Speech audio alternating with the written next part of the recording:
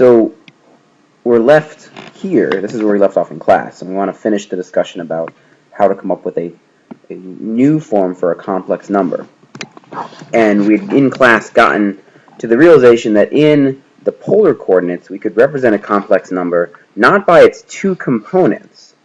Okay, and you can see those two components up at the top right hand side of your screen, right? It's two components A and B, right, which represents A is the kind of the horizontal movement and B is the vertical movement.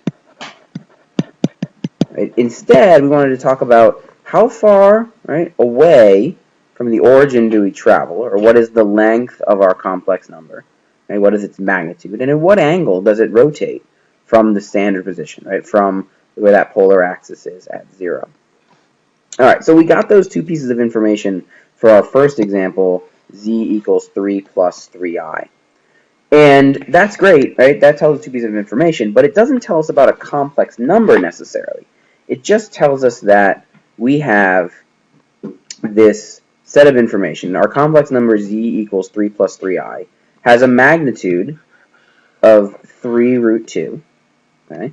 And the angle of rotation, right, the angle which it's rotated away from the axis, is pi over 4. And we want to get a form that says a little bit more about that complex number and allows us to write it simply, all in one line, as one quantity. Right? Remember that we want our complex numbers to be one quantity. Okay, so we go down to the form that we talked about at the very end of class. We said, well, look, if we have a complex number, which in my definition is written as x plus yi, but that's no different than a plus bi. Right? All that's happening is we're just referring to the a and the b values as the x and the y values. Okay? As we should recognize, right, that the x value there is the real number value, right? This x value is the real number value, and we talked in class about how that's always on the horizontal, and the y, or the b value, is the vertical axis. And what we want to do is we want to change, right? We want to change our old form, okay, our z equals x plus yi, into a new form.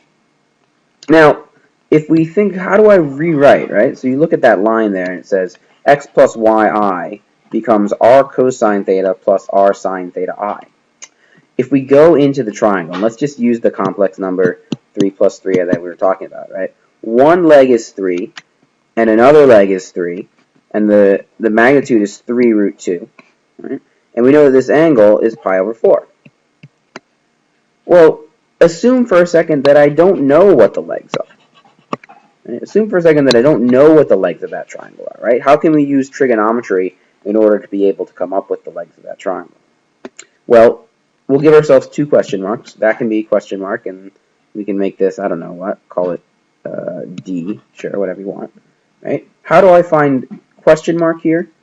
Using trigonometry, I know that cosine of pi over 4, right, equals the question mark over 3 root 2. So that side, right, which is the same as A, our A coordinate, okay, that side is going to be 3 root 2 times cosine of pi over 4. That's R times cosine of theta for the problem. And that's a big important piece of information we want to be comfortable with. That's where R cosine theta comes from. It represents the horizontal component of the magnitude of the complex number. You may have heard those words before in a physics class, okay? But that's really what we're talking about. In the same way, we could say sine pi over 4 would be d over 3 root 2. And so 3 root 2 sine pi over 4 would be d. And we know in this case that d is really talking about the complex portion, the imaginary portion of the number. And so this is r sine theta, and really r sine theta times I. So when we bring these two components back into our original form, what we get is we get r outside of cosine theta plus I sine theta, or as it's more commonly simplified, r cis theta. Okay? And all r cis theta is a way to shorthand write that expression, because mathematicians are lazy in general. We don't like to write things that are really long. So instead of writing out r cosine theta plus ri sine theta each time, we just write r cis theta. And remember what it stands for. So again, if I take 3 plus 3i, that has a magnitude. The first thing I do is I find r, which is 3 root 2, and I find the angle theta, and we know that theta is going to be the inverse tan of 3 over 3, right, or a over b in this case. So theta equals pi over 4. Then I take those numbers and I plug them into the r cis theta form, and I'm left with 3 root 2 cis pi over 4. And that's the same. That complex number is the same as 3 plus 3i.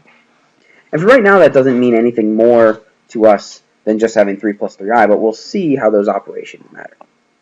All right, let's hop over and do a few practice problems.